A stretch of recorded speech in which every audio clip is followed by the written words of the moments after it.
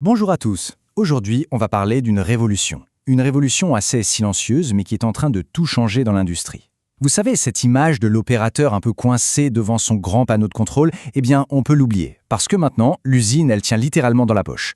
Elle est plus mobile, plus connectée, bref, plus réactive que jamais. Et concrètement, ça change absolument tout. Avant, la supervision industrielle, c'était quoi? C'était ça, des écrans fixes bien installés dans une salle de contrôle, souvent isolés du reste. Et aujourd'hui, eh bien c'est tout l'inverse. Toute cette puissance de supervision, on la retrouve directement dans la poche, accessible n'importe où, n'importe quand.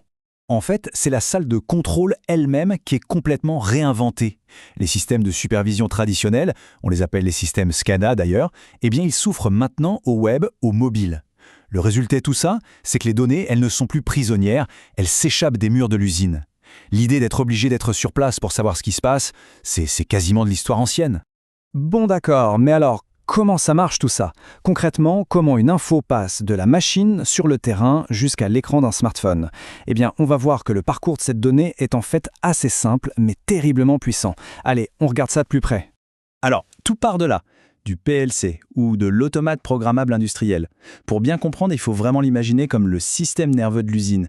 C'est lui qui est connecté directement aux équipements sur le terrain et qui va capter toutes les infos vitales, les températures, les pressions, l'état des machines. En gros, il prend le pouls de l'installation en permanence. Ce parcours, il se fait en 3 grandes étapes. Première étape, la collecte. Nos fameux PLC, le système nerveux, ils aspirent toutes les données brutes directement depuis les machines. Deuxième étape, la transmission. Hop, toutes ces données sont envoyées via le réseau vers un serveur central. Et enfin, troisième étape, et c'est un peu l'étape magique, la visualisation. C'est là que tout s'éclaire. Les infos apparaissent en temps réel, sur un simple navigateur web ou une appli mobile. Et qu'est-ce qu'on y voit? Sur cet écran, eh bien on voit des tableaux de bord qui bougent, qui vivent en temps réel. On voit des courbes de performance, des graphiques, on reçoit des alertes, des alarmes qui s'affichent à la seconde où un pépin survient. On peut même se balader sur un plan interactif de l'installation. C'est un contrôle total et surtout très visuel. Alors, ok, la technologie est impressionnante, mais quels sont les vrais avantages? Au-delà de l'aspect technique, pourquoi est-ce que ça change vraiment la donne pour une industrie? Qu'est-ce qu'une entreprise y gagne concrètement? Eh bien, les gains sont vraiment énormes, et surtout, ils sont tous liés. C'est simple, la supervision à distance, ça permet une maintenance beaucoup plus rapide. Qui dit maintenance plus rapide, dit moins de temps d'arrêt, et les temps d'arrêt, ça coûte une fortune. En plus, plusieurs personnes peuvent regarder les mêmes infos en même temps, qu'elles soient sur site ou à l'autre bout du monde. On peut centraliser les données de plusieurs usines différentes en un seul endroit. Et cerise sur le gâteau, ça réduit les coûts des anciennes grosses stations de contrôle. C'est un vrai cercle vertueux. D'accord, la théorie c'est bien, mais en pratique, ça donne quoi? Où est-ce que cette technologie est déjà en train de faire la différence? Aujourd'hui, allons voir quelques exemples concrets. En fait, les applications, on en trouve un peu partout. Ça va de la supervision de l'énergie dans une usine pour faire des économies, évidemment, au suivi d'une ligne de production pour être plus efficace. Ça peut être la gestion de stations de pompage d'eau qui sont à des dizaines de kilomètres, ou même la surveillance de bâtiments intelligents, ce qu'on appelle les smart buildings. Bref, les possibilités sont vraiment immenses. Et c'est là qu'on touche au point le plus important.